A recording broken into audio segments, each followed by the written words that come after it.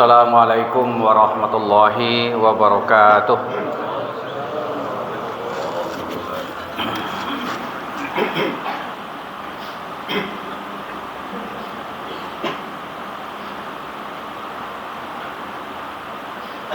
Allahu Akbar, Allahu Akbar, Allahu Akbar,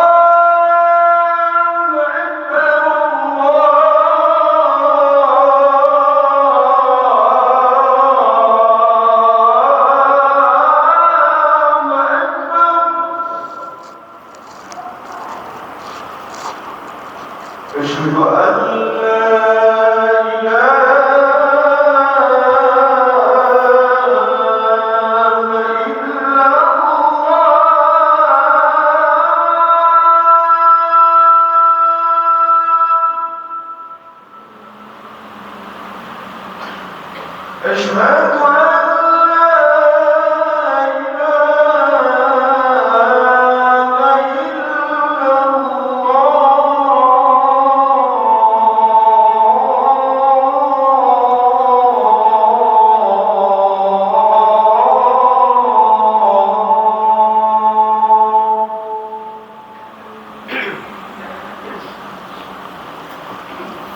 أشهد أن لا إله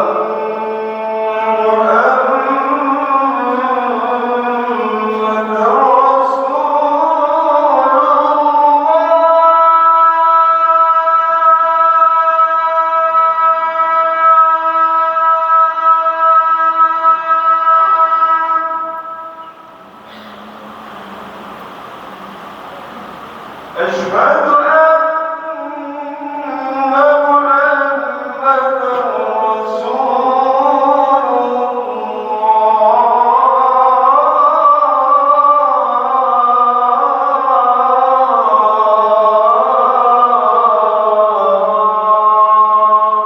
أشهد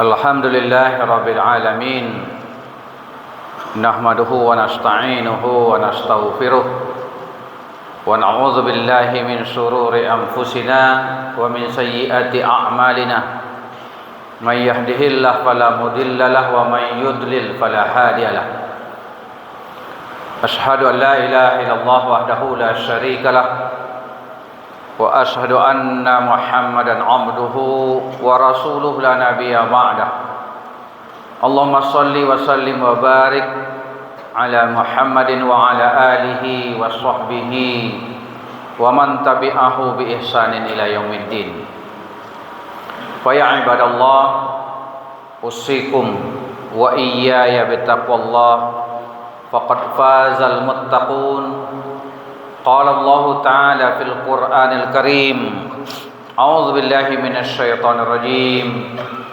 يا أيها الذين آمنوا اتقوا الله حق تقاته ولا تموتن إلا وأنتم مسلمون صدق الله العظيم. Kaum muslimin sidang jamaah Jumat seiman seagama rahimakumullah. Alhamdulillah kita sekarang berada di awal tahun Masehi. Ini adalah saat yang tepat bagi kita untuk melakukan evaluasi diri kita dan merancang kehidupan kita ke depan agar tetap berada di rel yang digariskan oleh Allah dan Rasul-Nya. Maka pada kesempatan khutbah yang singkat ini, khatib akan menyampaikan 3 nasihat dari Rasulullah SAW terkait dengan kehidupan ini. Mudah-mudahan dengan mendengar, memahami kembali apa yang disampaikan Rasul ini akan membantu kita untuk istiqomah dalam keimanan dan keislaman kita. Yang pertama, kaum muslimin rahimakumullah, suatu ketika Umar bin Khattab memasuki kamar Nabi, rumah Nabi. Nabi waktu itu sedang berbaring di dipannya yang terbuat dari anyaman pohon kurma, anyaman daun kurma. Karena itu ketika beliau bangkit, ketika Umar datang, jejak daripada jalinan daun kurma itu menempel di punggung beliau. Maka melihat itu Umar pun sangat sedih sampai menangis. Ya Rasulullah, kenapa kehidupanmu seperti ini? Padahal Kisra di Persia, Kaisar di Romawi hidup dalam keadaan bermewah-mewah. Engkau juga raja, engkau juga berkuasa. Kenapa seperti ini? Maka apa kata Nabi dalam hadisnya? Wa mali walid dunya wa ana wad dunya. Apa pentingnya bagiku dunia itu, hai Umar?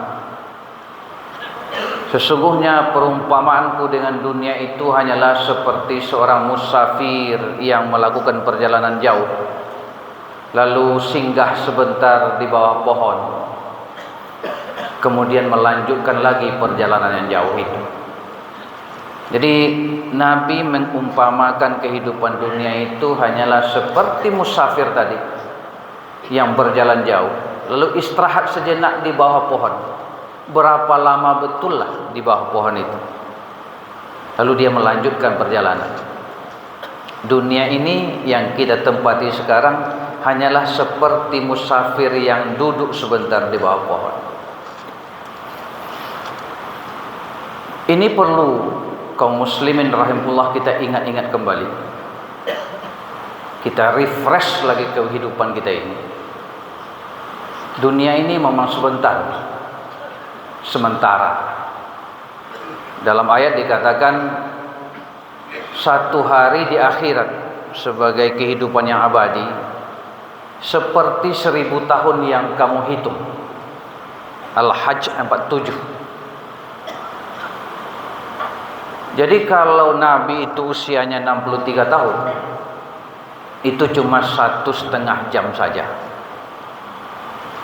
Sama dengan kita pergi ke masjid waktu maghrib, lalu duduk-duduk di masjid itu menunggu isya, lalu pulang ke rumah, itu sekitar 1,5 jam. Jadi hidup ini adalah antara maghrib dengan isya, sebentar saja. Perjalanan sebelum itu panjang.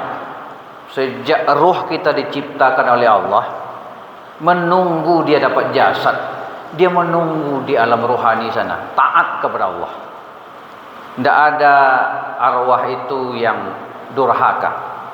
Alastu bi rabbikum qalu syahidna. Qalu bala syahidna. Ketika ditanya, apakah aku ini Tuhan kalian wahai arwah? Betul, benar engkau Tuhan kami. Lalu kita dibawa kepada kehidupan dunia sekarang yang sekedar seperti berteduh di pohon tadi. Disitulah kita diuji oleh Allah. Apakah pernyataan kita bahwa Tuhan itu, Allah itu Tuhan kita dengan kita taat dan kita taat, itu diuji sekarang ini. Ujian sebentar, lalu kemudian kita dimatikan, arwah itu melanjutkan perjalanan, jasad kembali ke bumi. Disitulah dia nanti akan dipertanggungjawabkan, dihisab. Jadi kaum muslimin rahimahumullah, kita pasti akan tergoda dengan dunia ini, dan dunia itu memang godaan ditambah rayuan setan.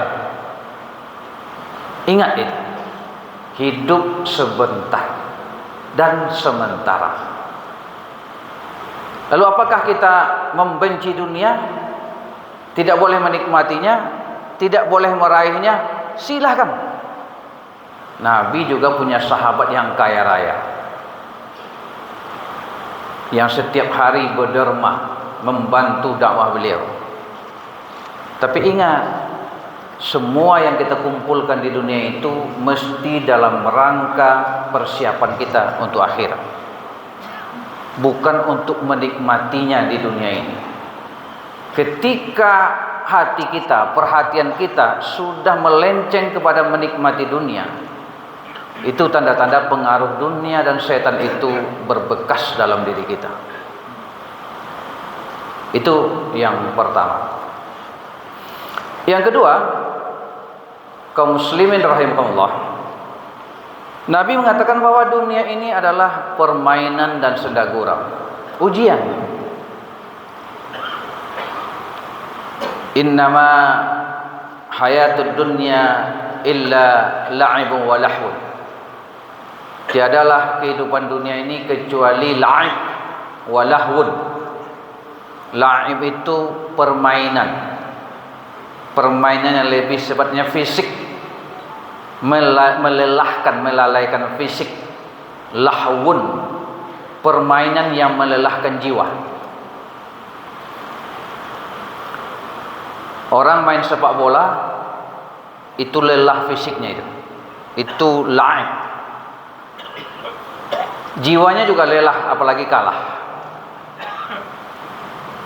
Dan biasanya yang lebih lelah jiwanya penonton. Dia tidak ikut bermain, tapi ikut dalam keributan, tawuran. Kenapa?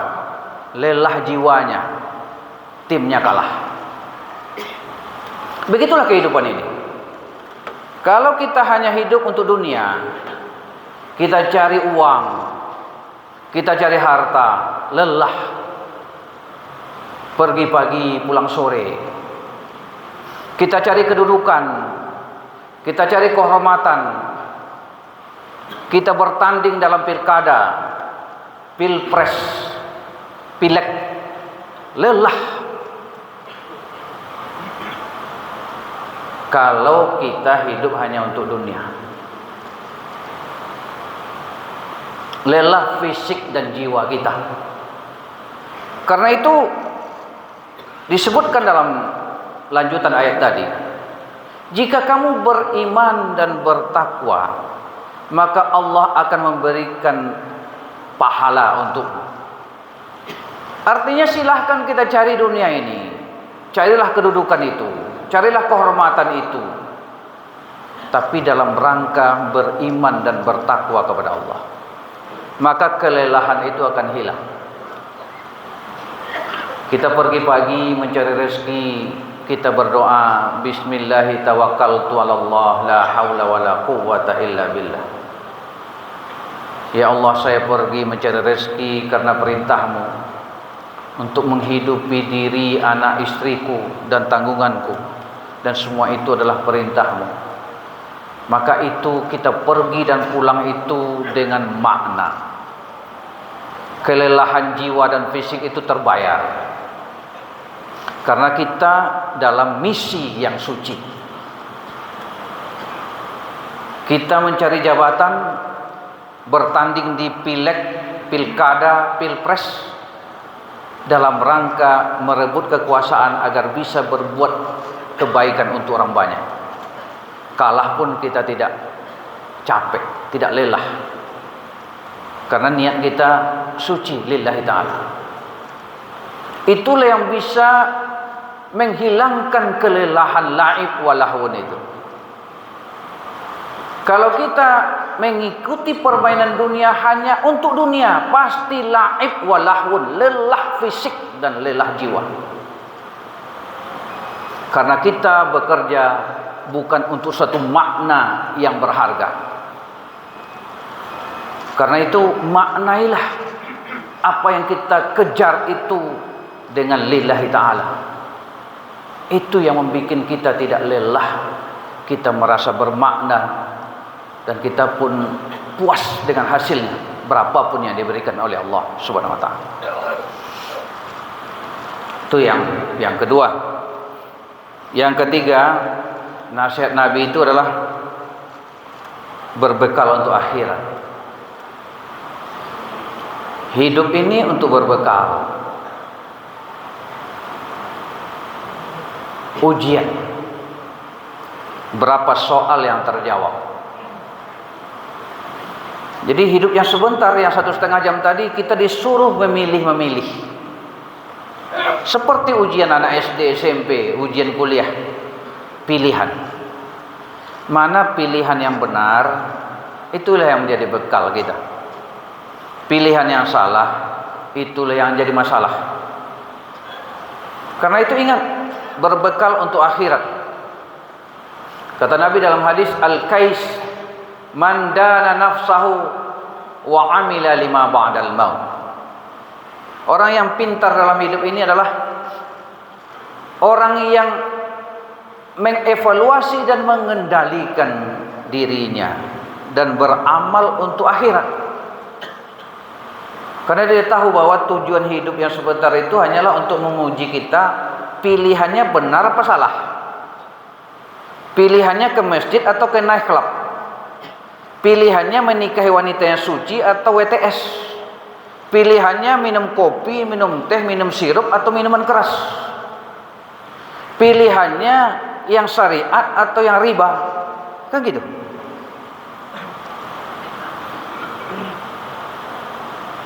Maka mengendalikan diri kepada pilihan-pilihan yang benar dalam hidup ini. Man dana nafsahu wa amila lima ba'dal.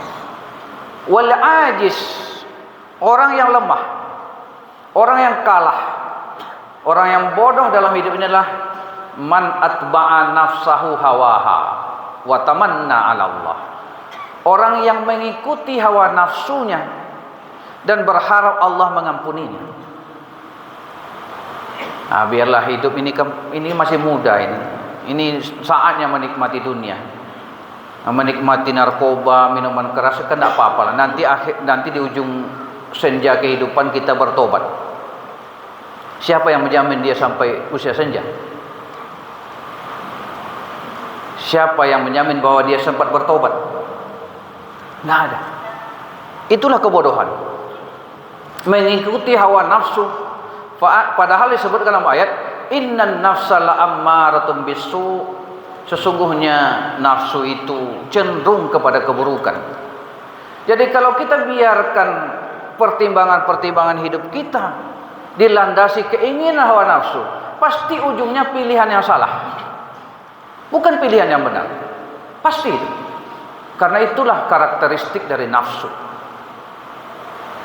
Nah, karena itu kita diingatkan oleh Nabi dalam hadis tadi, cerdaslah dalam hidup ini. Kadang-kadang kita dibawa kepada wacana, diskusi, pikiran dalam hidup ini bahwa nikmatilah dunia ini. Kapan lagi saatnya? Sehingga kita terbuai dengan itu semua. Melupakan hakikat kehidupan, mengumpulkan amal sebanyak-banyaknya. Jadi kaum muslimin rahimahullah, melalui hadis tadi Rasul mengajak kita untuk hidup secara cerdas. Orang yang rajin sholat, rajin ke masjid itu cerdas.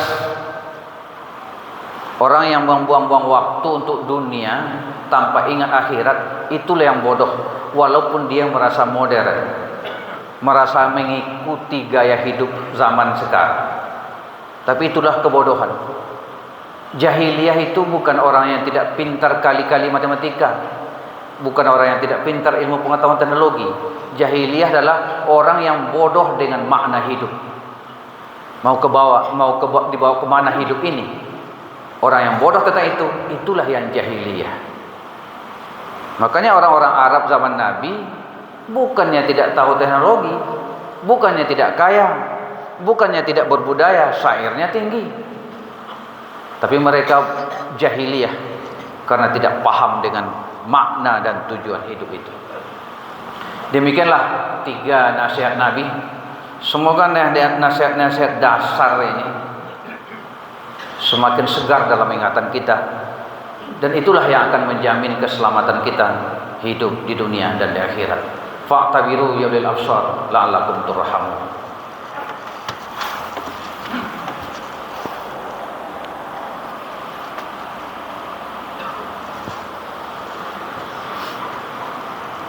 Alhamdulillahi rabbil alamin hamdan katsira kama amar. Asyhadu an la ilaha illallah wahdahu la syarika lah, wa asyhadu anna Muhammadan abduhu wa rasuluhu la nabiyya ba'dah. Allahumma shalli wa sallim wa barik ala Muhammadin wa ala alihi wa sahbihi ajma'in. Fa ya ibadallah, usikum wa iyaya bittaqullah faqad fazal muttaqun. Qala Allah ta'ala fil Qur'anil Karim, a'udzu billahi minasy syaithanir rajim. Bismillahirrahmanirrahim. Wal 'ashr innal insana lafi khusr illa alladzina amanu wa 'amilus shalihat wa tawassaw bil haqq wa tawassaw bis sabr. Allahumma ighfir lana dhunubana wa liwalidayna warhamhum kama rabbawna shighara wa li jami'il muslimina wal muslimat wal mu'minina wal mu'minat al ahya'i minhum wal amwat innaka qaribun mujibud da'wat ya qadiyal hajat. Rabbana zalamna anfusana wa illam taghfir lana wa tarhamna lanakunanna minal khasirin. Rabbana ij'alna minal muslimin waj'alna minal mu'minin waj'alna minal muhsinin waj'alna minal mukhlisin waj'alna minal muttaqin waj'alna min ibadikas salihin. Rabbana atina fid dunya hasanah wa fil akhirati hasanah wa qina adzabannar. Subhana rabbina rabbil izzati amma yasifun. Wassalamun alal mursalin walhamdulillahi rabbil alamin.